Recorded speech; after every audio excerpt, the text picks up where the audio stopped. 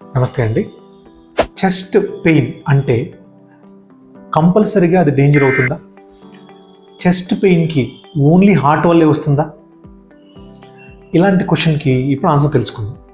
Chest pain అనేది మీకు only heart వల్లే కాదండి, లంగ్స్లో ప్రాబ్లం ఉన్న ప్లూరా కానీ ప్లూరల్ ఎఫ్యూజన్ ఉన్న రావచ్చు, ఆర్ స్టమక్ ఎపిగాస్ట్రిక్ ఏరియాలో రిట్రోస్టెర్నల్ బర్న్ లాగా ఉన్న స్టమక్ వల్ల రావచ్చు, అండ్ ఆబ్వియస్గా హార్ట్ వల్ల రావచ్చు, and skin and soft tissue అంటే బోన్స్ వల్ల కానీ మజిల్స్ వల్ల కూడా రావచ్చు.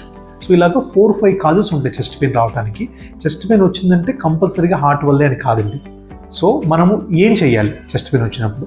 సో మెయిన్గా మీరు అబ్జర్వ్ చేయాల్సింది పీరియాడిసిటీ, అంటే ఫ్రీక్వెంట్గా వచ్చి తగ్గుతుందా ఆర్ కంటిన్యూస్గా ఉంటుందా.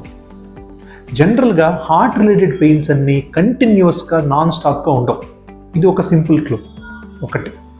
సెకండ్ క్లూ వచ్చేసి స్టమక్ రిలేటెడ్ కానీ గ్యాస్ రిలేటెడ్ జనరల్గా రిట్రోస్టెర్నల్ బర్న్ అంటాం, అంటే ఎపిగ్యాస్ట్రిక్ నుంచి పైకి తంతుంది, ఆ హార్ట్ బర్న్ ఉంటుంది.